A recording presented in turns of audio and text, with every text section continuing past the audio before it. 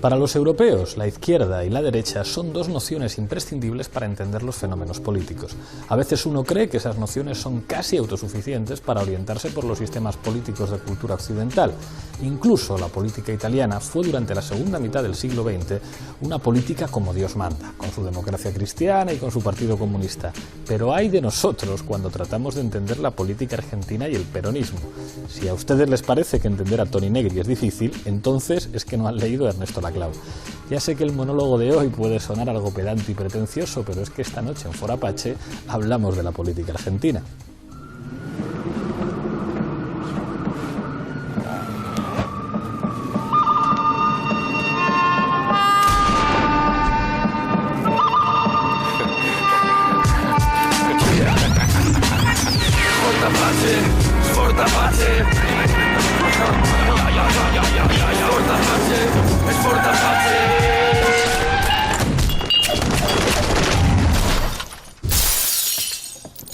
Sin arquetipos no hay audiencias. Hoy me vais a permitir que empiece agradeciendo a esta cadena y a todas las personas que hacen posible este programa, porque he recibido un premio que también es de ellos.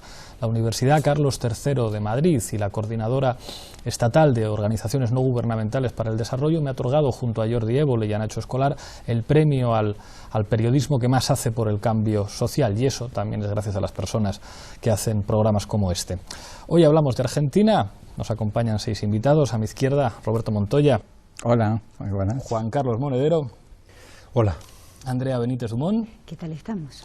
Íñigo Errejón. ¿Qué tal? Encantado. Se estrena en el programa Diego Lotito, militante del PTS y del FIT. Bienvenido. Gracias. Y Javier France. Hola, buenas noches. Enseguida empezamos a disparar, pero antes, en el punto de mira. Néstor Kirchner alcanza la presidencia de la nación argentina en 2003 en un clima de marcada depresión económica e inestabilidad política.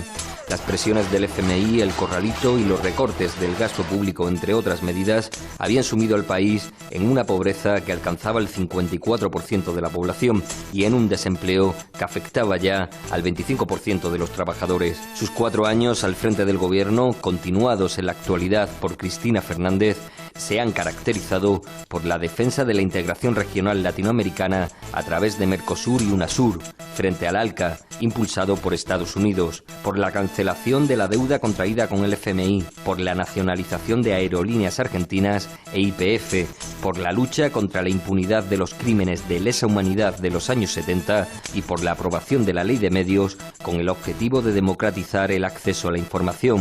Sin embargo, la alta inflación, que se sitúa entre el 10 y el 25%, el escándalo del Proyecto X, en el que se probó que una brigada policial espiaba a activistas sociales opositores, y los recientes procesos de reprivatización han comenzado a crear disensos entre el bloque nacional popular. Esta noche en Fora Apache hacemos un balance de los 10 años del gobierno kirchnerista a la vista de las elecciones del próximo 27 de octubre.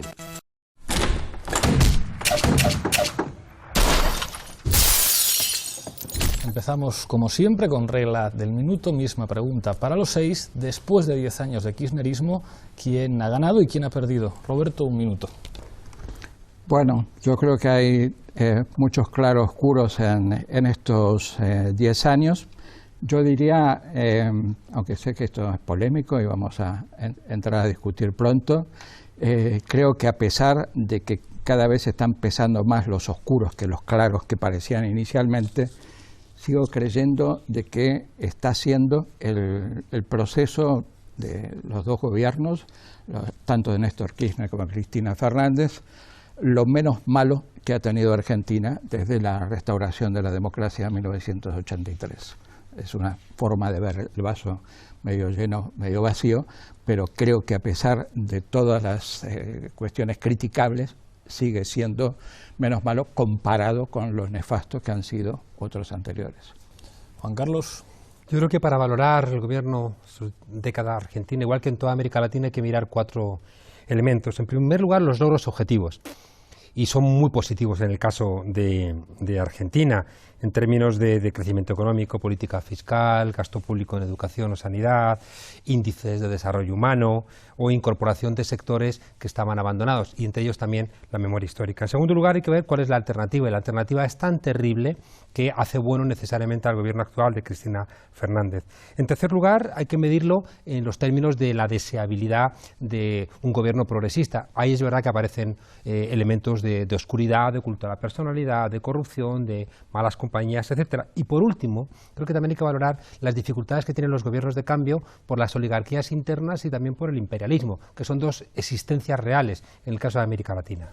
Gracias, Juan Carlos. Andrea, un minuto. Sí, yo creo que es una década actuada, fundamentalmente para un Estado capitalista, para regular un Estado, para conciliar la lucha de clases, para adormecer la lucha de clases, los enfrentamientos, y continuar en un sistema que lamentablemente, cierto lo que decía Roberto, que es de lo malo lo mejorcito, pero que en modo alguno esta actuación de gobierno progresista, entre comillas, autodenominado revolucionario, puede continuar con la mentira que existe para Argentina y para el exterior. Se parece muchísimo cada vez más al PRI mexicano. Wow. Íñigo. Bueno, yo creo que es verdad, y hay que partir quizá de un cierto desgaste y de apertura de tensiones internas. En todo caso, haciendo balance, digamos, de la década completa, pese a que sabemos que es una construcción simbólica lo de la década, una construcción bien hecha, pero problemática. Diría que el país se encuentra en mejores, y sobre todo los sectores subalternos en el país se encuentran en mejores condiciones después de esta década. Eso no significa que se encuentren en las ideales, ni que colme el conjunto de las expectativas, ni de los sectores más avanzados, ni de sectores que se están viendo golpeados en cuestiones concretas que van a ir saliendo, pero están en mejores condiciones por un retorno de la política, por un retorno de lo público y de la posibilidad de discutir nuevas cosas, y esto me parece muy importante y luego lo vamos a discutir, por la perspectiva regional. Me parece que es clave un ejecutivo progresista y favorable a la integración regional para la posibilidad, digamos, para un horizonte de oportunidad del resto de experiencias de cambio político de signo emancipador en América Latina. Gracias, Íñigo. Diego. Bueno, yo creo que después de una década el kirchnerismo ha frustrado la expectativa de muchos de los que le dieron su apoyo, porque más allá de la retórica gubernamental y sobre todo de sus intelectuales defensores, el balance de la década es que los cambios estructurales respecto de los 90 son insignificantes. Para mí, la economía sigue dominada por el capital extranjero en Argentina, la tierra sigue en manos de la oligarquía de siempre, como le llamamos nosotros, hay casi un 40% de trabajadores en negro o precarizados, cerca de 8 millones en Argentina. La semiestatización de Repsol y YPF terminó en una burla porque acaban de entregar a la Chevron norteamericana la explotación del suelo, una empresa denunciada por contaminación en Ecuador, por ejemplo. Julio López sigue desaparecido y quien es ahora el jefe del ejército nombrado por Cristina Kirchner es un represor de la dictadura militar. Los políticos gobernantes no solo garantizaron las altas ganancias de los capitalistas, sino que se enriquecieron de una forma obscena. Entonces yo creo que el saldo de la década ganada kirchnerista es ese. Gracias, Diego. Javier. Bueno, yo creo que aunque la pregunta invita un poco a una respuesta militante, digamos, por el sí o por el no, yo creo que voy a ir un poco en la línea que se dijo aquí. Yo diría un sí, pero, digamos, ¿no? Es decir, hay por un lado una recuperación, sobre todo de esto, como se ha dicho, del valor del Estado, de la cohesión social, de la política, pero luego hay algunos puntos negativos que incluso son contraproducentes respecto de estos valores que se han recuperado, ¿no? Un cierto exclusivismo, digamos, en el sentido de no reconocer antecedentes y por lo tanto una incapacidad de construir una alianza que mantenga la línea trazada, digamos. Y luego creo que también hay un elemento fundamental, que hay una cierta sobreactuación del kirchnerismo respecto de, aparece como una especie de demiurgo de la igualdad, y frente a eso creo que hay que decir que efectivamente, como se ha dicho aquí, la estructura social de la Argentina sigue siendo la de Menem. Gracias, Javier. Una pregunta que os quiero hacer. Es innegable la vinculación, la partida de nacimiento de la última década con las movilizaciones que suceden al Corralito. Pero de alguna forma, ¿la llegada de Kirchner al poder es una expresión del éxito de esas movilizaciones o precisamente de su fracaso? Íñigo. Yo diría que las dos cosas. las dos cosas yo creo que podemos trazar, y hay muchos procesos similares en América Latina, un continuum según el cual los gobiernos progresistas que acceden al poder son, en general, tanto más radicales en sus transformaciones o en sus reformas, porque estamos claros que para el caso argentino no estamos hablando de una revolución al uso, ¿no?, como lo entendemos tradicionalmente. Son tanto más radicales y tanto más audaces en sus reformas, cuanto más se hubiera derrumbado previamente el sistema político y el Estado allí donde estaban. Y en Argentina lo cierto es que eso, digamos, pese al drama social, no sucede. Eso es lo que explica también que gran parte de las alianzas regionales, pese a la mística construida, sean alianzas con actores que se parecen mucho, digamos, a los actores tradicionales y que tienen poco de progresistas. Me parece que eso hay que entenderlo porque, digamos, el sistema político no se derrumba plenamente y, por tanto, pese a que hay capacidad destituyente de los sectores subalternos, que pueden lograr que se vayan algunos presidentes, no hay capacidad, digamos, de construir un poder alternativo. Y entonces surge alguien que sí que abre un espacio de mediación para que algunas de las demandas populares importantes tengan una canalización institucional y reciban una respuesta estatal. Esto es importante y es símbolo tanto de los límites de la movilización destituyente como de su capacidad de abrir una nueva agenda política. Andrea. Sí, yo creo que la eclosión del 2001 lamentablemente tuvo como resultado una pelota envenenada que se llamaba Néstor Kirchner, que venía del menemismo, que había estado en procesos represivos cuando era gobernador en Santa Cruz, y el progresista Néstor Kirchner juró en el 2003 por el capitalismo nacional, por la seguridad jurídica, la movilidad social y el cumplimiento inexorable de la ley. Alguien que comienza un juramento progresista, hablar de la defensa del capitalismo, ya inicialmente repatea. Era evidentemente su guiño y su política de alianzas a quienes iba dirigida, que era a los sectores del poder a los cuales él nunca estuvo, ni su señora, viuda de Kirchner, Cristina Fernández, viuda de Kirchner, nunca estuvieron delegados de los grandes grupos de poder. Dependía también en qué momento, en qué circunstancias y frente a qué enemigos se desarrollaban en ese momento políticamente. En los últimos tiempos, lamentablemente, hay un auge del macartismo tan espantoso, fomentado por la señora viuda de Kirchner contra el conjunto de los sectores y las movilizaciones populares, que el insulto más habitual que se ha hecho es "no seas trosco". Eso es ya la incapacidad de continuar el debate. Una anécdota: repartiendo volantes para el 18 de septiembre, el aniversario del 7º de la desaparición de Jorge Julio López en Democracia, sin que el gobierno de Kirchner ni de Cristina, viuda de Kirchner, hayan hecho absolutamente nada, ni política ni judicialmente, había gente de la cámpora y al entregarle el volante, uy, ya están estos troscos. Estamos hablando de un detenido desaparecido en Democracia. La verdad es que la palabra trosco como insulto ha atravesado el océano hace bastante tiempo, Javier. Sí, pero el peronismo siempre fue macartista. Claro, bueno, en ese sentido, pese a las novedades que las hay, no deja de ser un gobierno peronista, claro, con todas las limitaciones que eso implica, ¿no? En cuanto a la protesta del 2001, el peronismo con la protesta autónoma siempre ha tenido muchos problemas, digamos, no ha sido ese su objetivo. Ese es, en todo caso, un movimiento, como todos los movimientos nacional populares, que producen una integración, pero desde arriba, digamos. El sentido estatalista del peronismo es clave, con lo bueno y con lo malo, ¿no? Y la relación con la izquierda siempre ha sido muy complicada, claro. Nunca, ahora será trosco, pero antes sería zurdo, digamos, ¿no? Eso incluso las propias organizaciones armadas que se reclamaban peronistas tenían ese lenguaje y esos modos, ¿no? Entonces, en ese sentido es un peronismo, aunque con novedades, ¿no? Que después, en todo caso, podemos comentar. Roberto.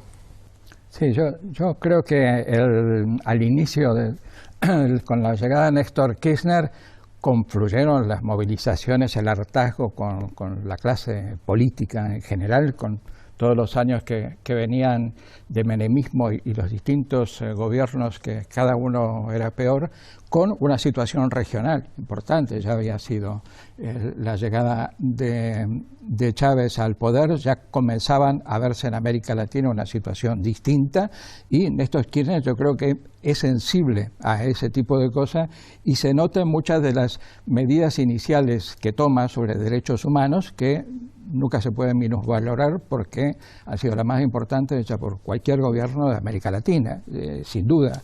Es decir, la lucha para realmente no dejar que esos crímenes quedaran impunes fue una lucha consecuente durante mucho tiempo, hasta que se llegó a las leyes, a abolir las leyes de la impunidad, y al mismo tiempo él insinuó un tipo de distanciamiento del peronismo tradicional para hacer un movimiento transversal. Su creación del Frente por la Victoria habría a sectores de la izquierda y muchos sectores de la izquierda, así como pasó con el chavismo, ¿no? Muchos sectores de la izquierda vieron en eso una posibilidad de acercamiento de una cosa nueva.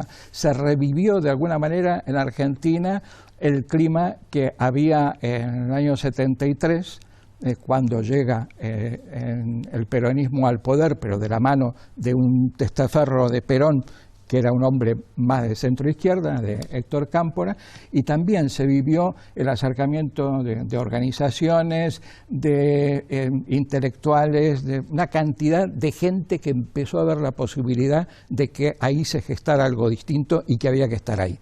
Y de hecho siguen estando en el gobierno muchos ex miembros de la guerrilla o de otras organizaciones de izquierda no peronista, que dirigen hoy desde Radio Nacional hasta que te dirigen periódicos, hasta que están en cargos públicos, etcétera. No son solamente los de la corriente de la izquierda peronista a la cual ellos adscribían, sino de que algo de eso quedó y todavía sigue quedando mucha gente de izquierda que apoya eso, aunque algunos se han ido desgastando, y bueno, el compañero supongo que nos podrá explicar también por qué parte de esa gente es la que hoy día está en frente de izquierda, desilusionados con lo que no fue el kirchnerismo, ¿no?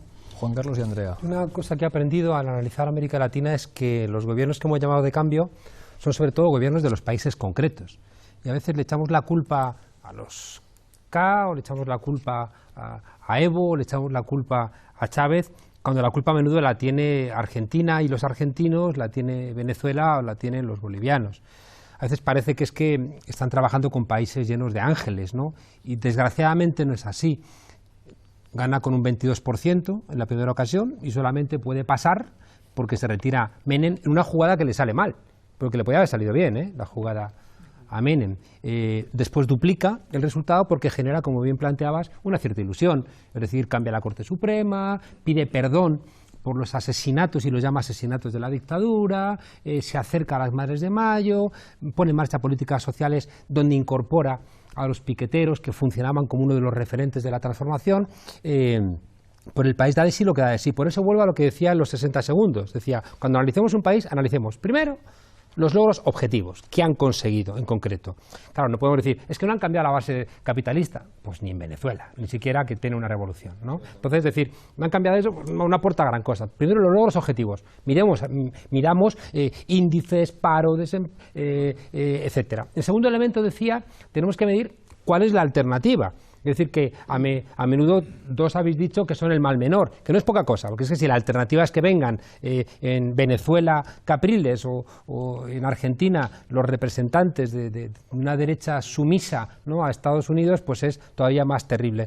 En tercer lugar decía, y es donde aparece lo que tú planteabas, vamos a hacer una valoración respecto de una política ideal de emancipación. Claro, creo que es muy importante hacerla porque eso marca a los gobiernos por dónde tienen que ir, pero no podemos pretender que si cuando tú te presentas a las elecciones con esos presupuestos que nos emocionan, pero que recibimos un 3% de apoyo, tendremos que negociar como hacemos, ¿no? ¿Me explico, no? No, pero... Sí, que si tú tienes unas propuestas críticas muy poderosas, ¿no?, del gobierno de los Kirchner, y tú tienes unos presupuestos de emancipación, igual que los tenemos en España respecto del gobierno, pero si nos apoya un 3% de la población, algo estamos haciendo mal. Entonces tenemos que ver en qué medida, al valorar un gobierno, qué es lo que da de sí el país. Esto no implica ni mucho menos, de repente, lavar la cara al gobierno de los K. Diego por alusiones, sí. Y después Andrea. Sí, no, a ver, la primera definición, el kirchnerismo es hijo del 2001, pero no en el sentido que sostienen los kirchneristas o los intelectuales que justificaron su relato.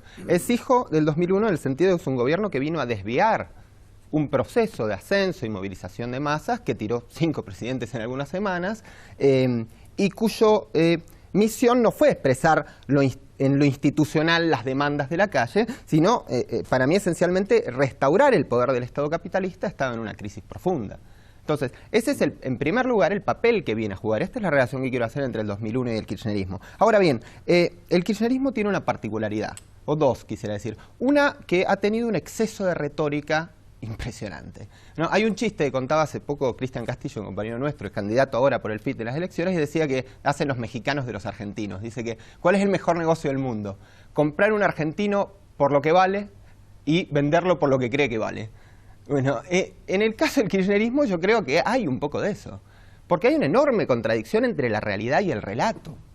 Eso ha llevado a una cierta quebradura moral, por ejemplo, la intelectualidad kirchnerista, de la que, por ejemplo, Roberto también mencionaba recién, que después del 2008 el conflicto con el campo emergió, etcétera, justificando el relato político. Pero una quebradura moral porque es insostenible justificar un relato en el cual el gobierno no es que representa a los sectores que combaten las corporaciones, etcétera. El gobierno se apoya en el aparato pejotista, en el aparato de los intendentes, de los varones del conurbano, de las internas de la Policía Federal, de la Policía bonaerense.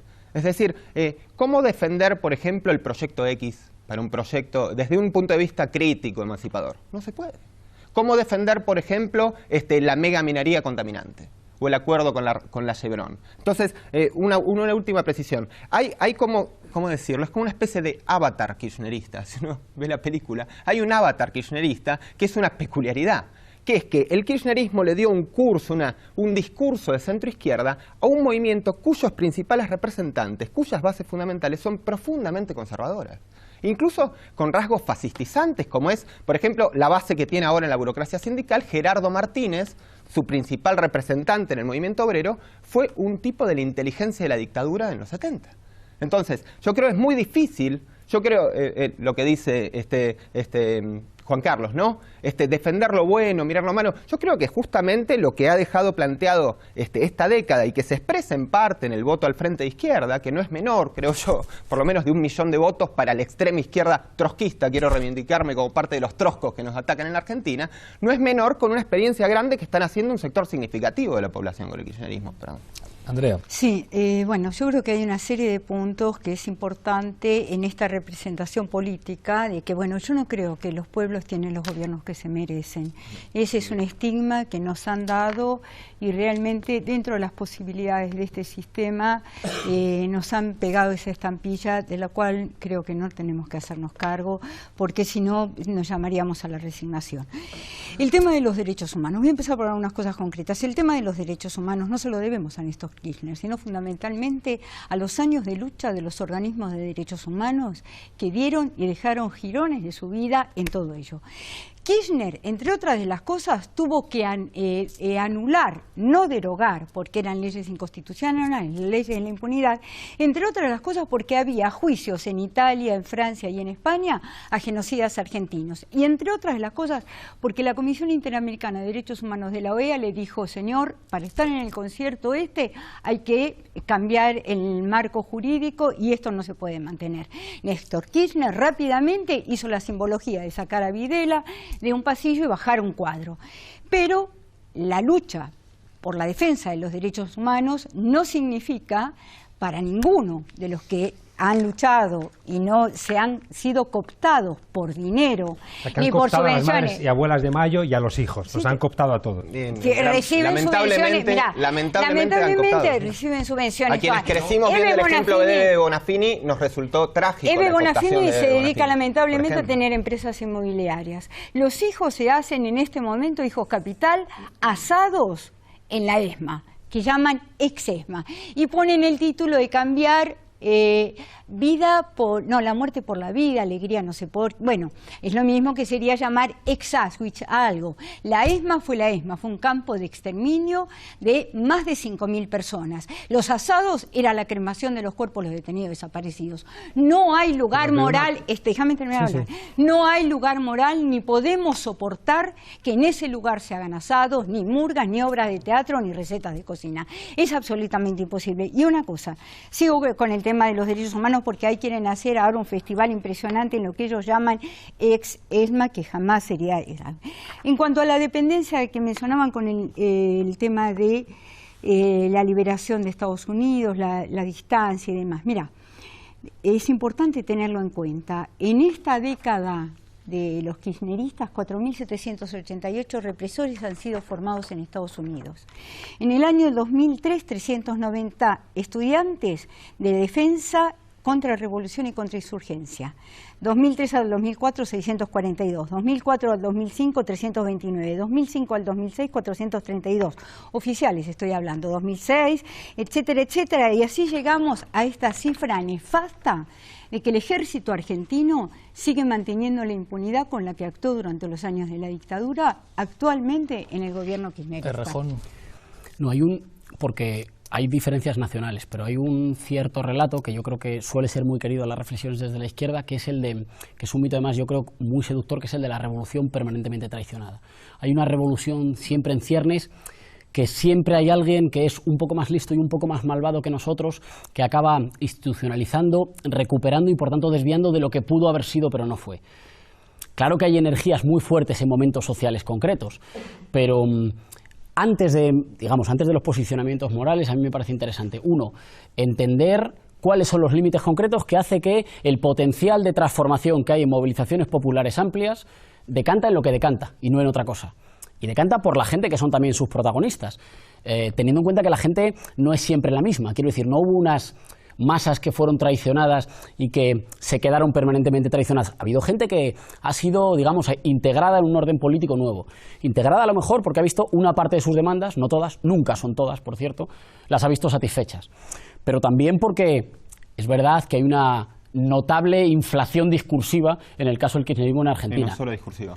Como la hay en todos los procesos de cambio latinoamericanos. Pero esa inflación discursiva me parece menos útil pensarla en términos de una mentira que ha engañado a muchos millones de tontos, sino como en términos de, digamos, la puesta a funcionar de símbolos políticos, de mitos, que son capaces de generar fuerzas para ejecutivos que llegan al gobierno marcadamente carentes de ella y que enseguida se ven enfrentados con adversarios que son en gran medida quienes definen su rumbo.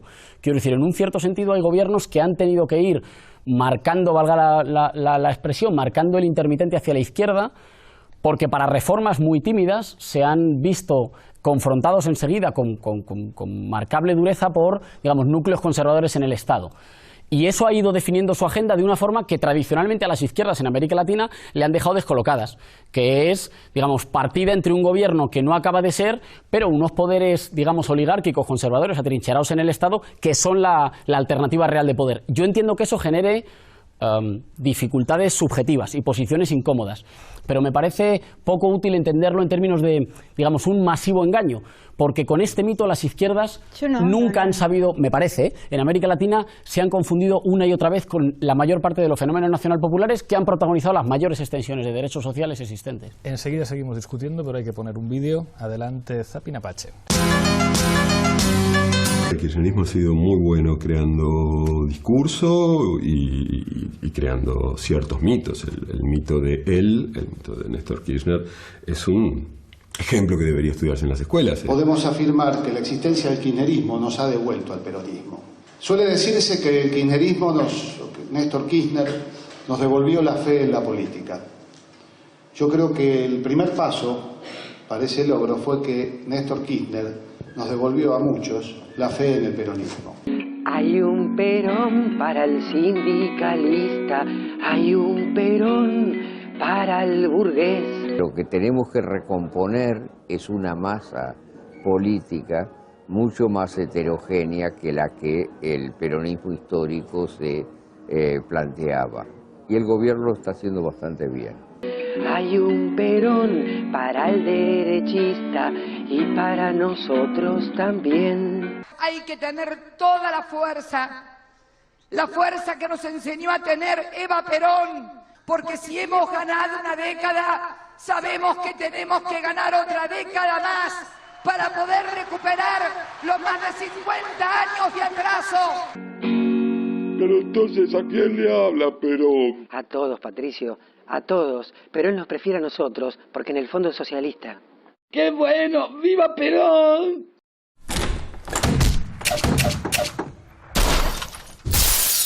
Tengo que pedir a los invitados que sean breves porque están todas las palabras pedidas en la mesa. Roberto, muy rápido, después Javier. Bueno, pocos datos. Sobre el tema de derechos humanos creo que nos podríamos tirar todo el programa diciendo los pros y los contras. Yo creo que lo que dice Andrea es en parte cierto. Yo creo que no es lineal ni muy coherente en esta década todo lo hecho por los Kirchner. Sin embargo, yo sigo reivindicando que el grueso de lo hecho tiene un gran valor y no creo de ninguna manera que haya sido influencia de la Comisión Interamericana, de la OEA, de Derechos Humanos, lo que pese en Néstor Kirchner para una decisión de ese tipo. Tampoco tenía ninguna presión popular en el momento en que empieza a despromover cargos, a obligar al jefe del ejército a sacar los cuadros de Videla y tal públicamente. Hay una cantidad de iniciativas y el hecho de que haya hoy día decenas y decenas de juicios en todo el país que más juicios por crímenes de lesa humanidad que está llevando en el mundo, ¿no? Y que hoy día sea también el gobierno el que ponga sus consulados para las víctimas del franquismo, para la querella que está llevando a Argentina. Yo creo que son todos gestos a favor de eso.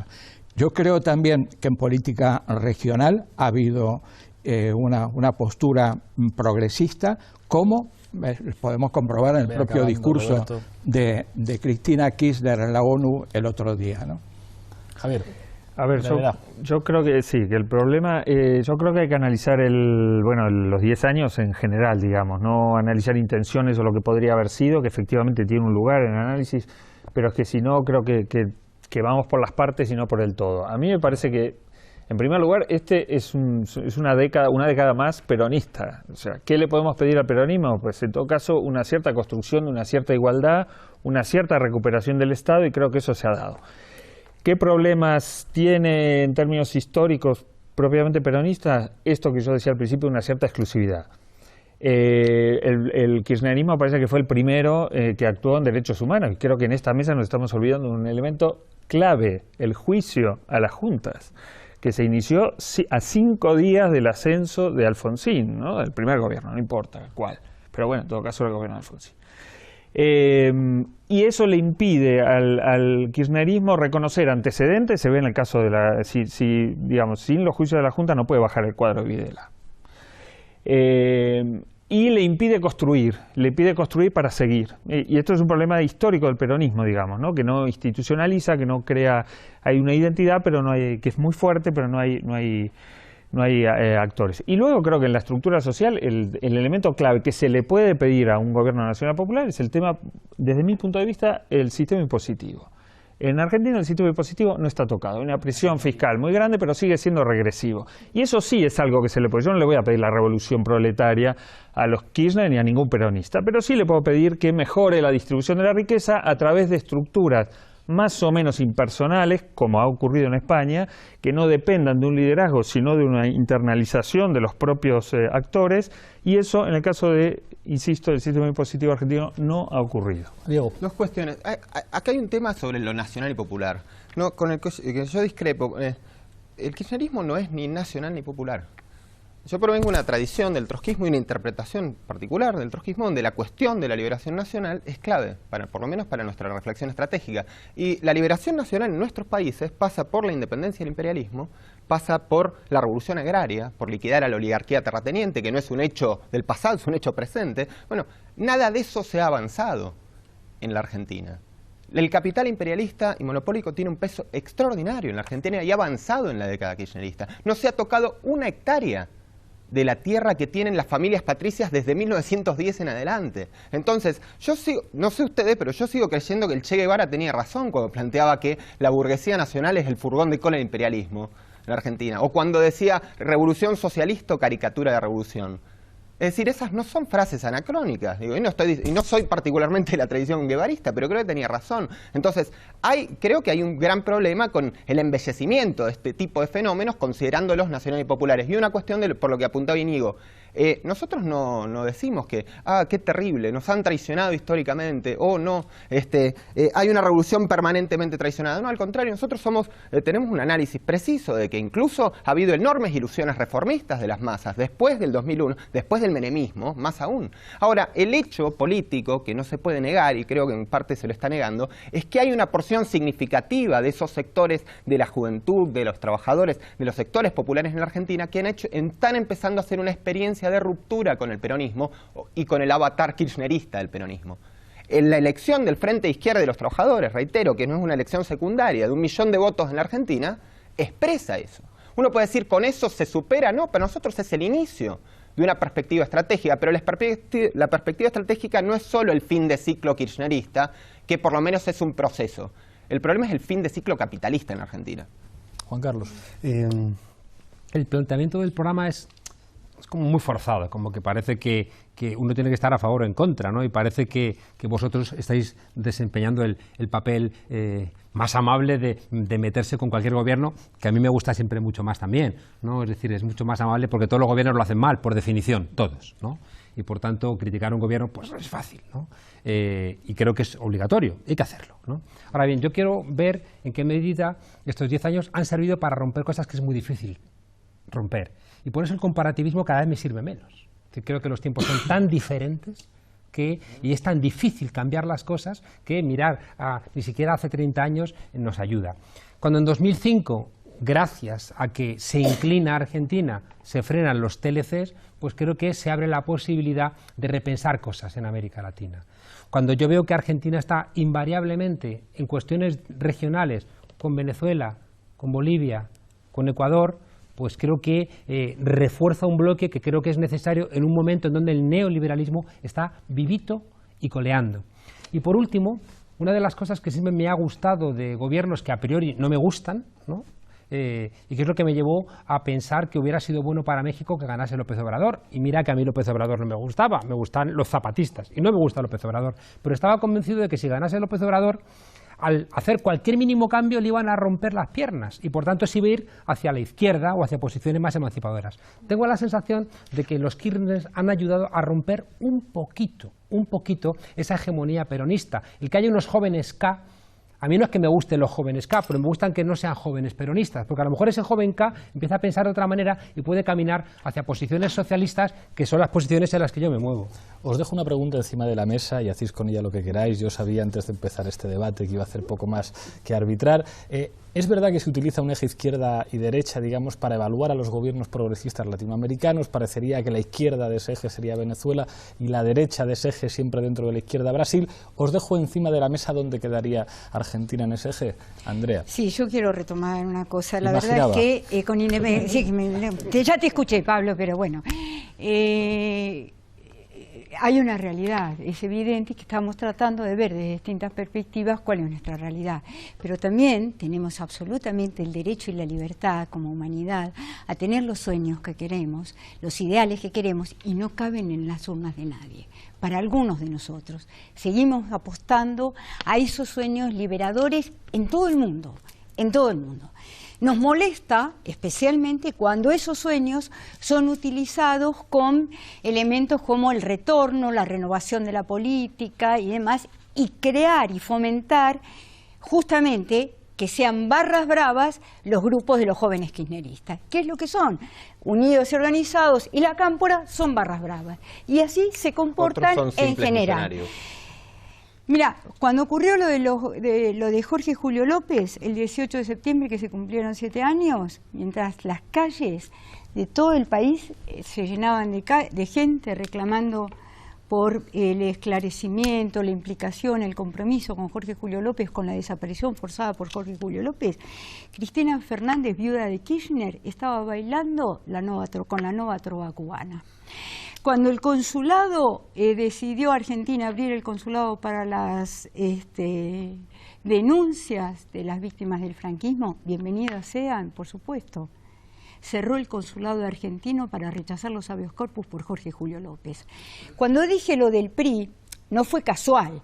Esta historia del doble juego que tenía el PRI en política internacional, una cierta progresía con pátina de amable y de cariñoso, y una represión espantosa en lo interno. No ha cesado la impunidad porque siguen sin abrirse los archivos de la dictadura, que Cristina Fernández, viuda de Kirchner, sabe dónde están. Su ministro, su jefe del gobierno, César Milani, participante en el operativo de Independencia en Tucumán, y además acusado de la desaparición de un compañero del Ejército Revolucionario del Pueblo, también sabe dónde están. Del PRI era Lázaro Cárdenas y su hijo Cuauhtémoc. Errejón. Diría, para hacer una caracterización, que es lo que puede ser útil aquí, ¿no? Caracterizar en qué medida, digamos, caracterizar el momento político y en qué medida se ha movido en una década y cuáles son los retos y las posiciones actuales. Creo que nos ayuda más para la discusión que reconozcamos que todos los gobiernos, en particular este tipo de gobiernos con genealogías políticas como marcadamente ambivalentes, tienen posiciones diferentes que incluso en algunos casos pueden ser contradictorias, pero que no son mentira las que parece que giran a la izquierda y verdad, su verdad esencial, las que parece que giran a la derecha, que son gobiernos que también están en estados muy disputados, en campos de fuerzas, que giran también en un sentido o en otro en función de que chocan o les ayudan otros poderes. Por ejemplo, una movilización popular dentro del campo político actual del kirchnerismo seguramente le ayudaría a girar más a la izquierda, y en ese sentido creo que hay una discusión interesante que dar en estos gobiernos progresistas en América Latina, de problematizar las tareas que no han cumplido y apoyar y empujar para que así lo hagan. Creo que pero que es imposible si partimos, digamos, de un análisis según el cual todas las reformas concretas son poco menos que engaños, y sin embargo la verdad de sus actos está en todos los actos malos de gobierno o todos los malos socios con los que tiene que pactar, ¿no? Con la cuestión regional, y cierro con la cuestión regional. Hombre, no son gestos amables. O sea, cuando en el 14 de abril el poder político en Venezuela está sometido al asalto no solo de un hostigamiento internacional, sino de bandas de la derecha que están tratando de generar una situación de inestabilidad, la posición de UNASUR es absolutamente decisiva. Eso no es un velo que hay que rasgar, eso es una realidad que ha contribuido a que haya seguramente la experiencia más avanzada en términos de, digamos, de avance socialista y democrático en el continente. No es una lucecita de adorno, son hechos de un gobierno caracterizado, digamos, por políticas en algunos casos contradictorias, como lo son los actores con los que tiene que pactar para mantenerse en un escenario de marcada debilidad frente a poderes que no se derrumbaron ni siquiera en 2001. Recordemos que ahí está todavía la ley de medios parada por el terrible poder del oligopolio mediático, y que ahí está parada la ley de la reforma judicial. Quiero decir que en su choque con los poderes conservadores, ahí están parados. Diego. Para ir por partes, es difícil. Yo digo, el problema es considerar que la camarilla kirchnerista, es decir, el sector que vos considerás de izquierda dentro del entramado del kirchnerismo, del peronismo en la Argentina, representa una alternativa a los poderes fácticos sobre los que se sostiene. Pero eso es lo que se ha demostrado que no hay. No es un problema de tener una visión maniquea, una visión dicotómica, abstracta, ¿no? En los poderes, es decir, el kirchnerismo, e incluso Néstor Kirchner fue un político pragmático, ensayó la transversalidad, después fue contra el pejotismo, después un sector del PJ y los radicales K, como se les llama en la Argentina, después terminó haciendo la propia organización de Unidos Organizados, una corriente propia, pero apoyado en los varones del conurbano, en los gobiernos provinciales, etcétera, etcétera. Eso es, ahora, si tan ganada fue la década kirchnerista, ¿por qué no hay ningún recambio para el proyecto? Porque no lo hay. Todas las variantes que para salir del kirchnerismo son más a la derecha. Scioli, que viene del riñón del kirchnerismo, pero antes venía del riñón del menemismo. Massa, que se fue del kirchnerismo, pero que trata de mantener parte del aspecto discursivo con un giro a la derecha. El propio kirchnerismo, después de la derrota electoral, que perdió nada menos que 4 millones de votos hace poco, tomó la agenda de la derecha. Ahora, en los últimos días, por ejemplo, en el terreno de la seguridad. Entonces, no ver estos aspectos yo creo que tiene que ver también con un cierto conformismo. ¿Por quién no los ve? Posible. Javier, ¿cómo que no los vemos? A ver, a mí yo al principio decía una cosa que creo que es más que quizá los europeos todavía pueden confiar en que los jóvenes se hagan de izquierda en algún momento. Nosotros hemos perdido ya toda esa esperanza. Venimos esperando hace 50 años, creo que no va a ocurrir. Pero más allá de la butad, digo, a mí me parece que hay elementos interesantes en los cambios de las identidades políticas, ¿no? Es decir, tiene elementos peronistas muy clásicos el gobierno, pero por otro lado hay elementos que son nuevos y que a mí me parece que son interesantes, ¿no?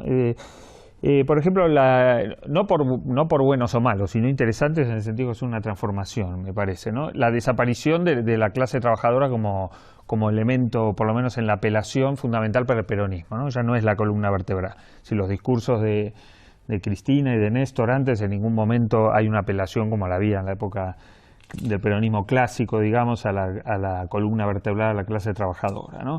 Que de algún modo recrea la división entre la izquierda y la clase trabajadora en los años 70, ¿no? Y después hay otro problema, enlazando con lo que se venía diciendo. El peronismo no es confiable. El peronismo fue menemista, fue laborista, fue menemista, ahora es la vuelta del estado de bienestar, o aparentemente la vuelta del keynesianismo. Efectivamente, ahora hay un giro con el tema de la seguridad hacia posiciones más de derecha, y eso puede ocurrir, y eso es parte del problema en la Argentina, digamos, que no hay actores que continúen una tarea keynesiana, digamos, ¿no? Volvemos a la regla del minuto para las conclusiones. Roberto, minuto. Bueno, retomo que no respondí a la pregunta anterior de cómo se ubica Argentina en América Latina. Yo creo que no hay un bloque de izquierda y de derecha tan definido, que hay muchísimos matices. De hecho, Argentina no está en el ALBA, no casualmente. Argentina no ha hecho un cuestionamiento del sistema de Estado, no ha avanzado en procesos democratizadores del tipo constituyente, como han hecho Venezuela, Ecuador o Bolivia. No ha hecho ese tipo de cuestionamiento. Y hace un discurso antiimperialista, antimonopólico, pero al mismo tiempo mantiene y defiende el modelo extractivista, la macro minería. Está ahora reprimiendo manifestaciones que se están haciendo contra Monsanto, por ejemplo. Hay situaciones de esas que son totalmente contradictorias con el discurso que está haciendo, ¿no? Gracias, Juan Carlos. Conclusiones. Creo que el peronismo es la grosse coalición de Argentina, es gobierno y oposición al tiempo, ¿no? Y por tanto es muy complicado analizarlo, ¿no? Yo me he sentado con montoneros de la extrema izquierda, fans, ¿no?, de los Kirchner, que te descoloca, porque dices, pero si tu discurso es de extrema izquierda, ¿cómo puedes hacer esto? Y te encuentras también gente de la extrema derecha que estaría encantada de que, no sé, de que le bombardeasen otra vez Buenos Aires las tropas norteamericanas, ¿no? O por primera vez. Creo que lo que me interesa de este gobierno tiene que ver con elementos más generales. Y una cosa que siempre he visto con claridad en todos los procesos de América Latina: si no hay calle, lo que hay es una vuelta atrás. Es decir, que si queremos realmente que Argentina camine por la senda de los gobiernos de mayor avanzada, lo que tenemos que pensar es cómo logramos que tengan más calle presionándoles en esa dirección. Porque si no, olvidémonos, pensar que va a haber unos gobiernos que van a tomar políticas contra el imperio, contra los oligarcas, porque sí, es una ficción. Gracias, Juan Carlos. Andrea. Sí, yo la verdad es que me gusta y me congratula que tengan tanta preocupación por Argentina y el peronismo, pero por ahí hay un detalle que pasan por alto, que los argentinos conocemos de sobra. El peronismo no debate. No hay debate político en el peronismo, no existe. Hay dogmas de fe, y como tal es una religión que se sigue con toda la necrofilia y todo el teatro montado, antes Eva, después Perón, ahora él, como se refiere Cristina Fernández de Kirchner. Hay una teatralización de la política, hay un discurso realmente, aparte de narcisista, peyorativo constantemente a la gente que no está con ellos. Hay un nepotismo cooptador y pagador de la fidelidad y de la lealtad. Y lamentable y con profundo dolor para nosotros, la ruptura de madres, abuelas e hijos es la culpabilidad y la responsabilidad del kirchnerismo, sin duda alguna. Íñigo. trataría de nuevo por lo menos en las conclusiones, de sacar la cuestión de una cosa digamos, de si todo bien o si todo mal, de, digamos, reproblematizar en qué medida la situación actual permite abrir expectativas que políticamente estaban cerradas hace un tiempo. En ese sentido me parece que sí que hay aportaciones en una cierta distribución de la riqueza sin redistribución, sin tocar parte de los poderes existentes gracias a un contexto internacional mayor. Cerraría con, digamos, respondiendo a la pregunta que no había respondido, que me parece útil. ¿En qué medida se coloca en ese continuum en el que más a la izquierda está Venezuela, menos puede estar Brasil? Ese es un relato extraordinariamente dañino. Eso no por casualidad se lo inventa el hijo de Vargas Llosa, que escribe peor, pero es igual de reaccionario que el padre, que dice hay dos izquierdas, una carnívora y una vegetariana. Diría que hay un horizonte posneoliberal en América Latina, con gobiernos con diferentes intensidades y con diferentes ritmos, con diferentes problematizaciones, con diferentes contradicciones internas que estoy totalmente fuera de tiempo. Que es verdad que lo del liderazgo ahí da pistas para pensar. Terminó el tiempo, perdona Íñigo. Diego, un minuto. Bueno, no, yo creo que una conclusión, por lo menos que yo quisiera plantear, que el fin de ciclo del kirchnerismo, que es el proceso que se está dando ahora, deja por un lado un emergente, que es la izquierda, que es una izquierda clasista, que tiene implantación en la lucha social, en la lucha estudiantil, juvenil, etcétera, y que ese elemento es un elemento embrionario, pero que empieza a plantear una alternativa, que es lo que no se ha visto en otros casos, pero ahora comienza a verse con la crisis no solo del kirchnerismo, sino incluso de varios de los gobiernos posneoliberales en América Latina, que es la emergencia de sectores de la clase trabajadora, sectores de la juventud, que tienden a plantear una alternativa por izquierda de eso, porque las otras alternativas está claro que son por derecha. Este fenómeno en Bolivia, con la emergencia en Partido de Trabajadores, por ejemplo, a la izquierda claramente de Evo Morales, creo que se inscribe ahí. Entonces me parece que esta cuestión es un elemento que hay que considerar y es un debate que sería interesante para pensarlo también en el Estado español, ¿no? ¿Qué alternativas puede haber? Reformismo o una izquierda que sea clasista y revolucionaria, pero bueno, tal vez en otro programa. En otro programa. Javier. Bueno, a mí la verdad que los Kirchner en un sentido me importan poco. A mí lo que me importa es que el país sea más igual. Y yo creo que en ese sentido, bueno, la década, como decíamos al comienzo, un sí pero, porque creo que el país sale más igualitario de lo que había entrado. Yo no creo la distinción entre relato y realidad, creo que la realidad se construye desde muchos relatos y en ese sentido creo que también hay una labor cultural del kirchnerismo, me importa poco si se lo creen o no, si fueron menemistas o no, el efecto es que creo que la agenda neoliberal ha quedado muy desprestigiada y ha sido muy combatida y eso es positivo. Y me parece que como todo movimiento nacional popular, específicamente en Argentina, muestra un límite. Esta idea del Estado como colchón de la pugna distributiva, el miedo a la lucha de clase, digamos, la autonomía a la protesta, como decía al comienzo, plantea límites a la hora de, por ejemplo, otra vez, plantear un sistema impositivo progresivo que al menos sirva para construir un estado de bienestar en serio en Argentina. Muchísimas gracias, Javier, muchísimas gracias a los 6, decía Andrea, no hay debate en el peronismo, pero para eso está For Apache, grabando desde Madrid y emitiendo desde Teherán para llevar a Argentina los debates que quizá otros no se atreven a llevar.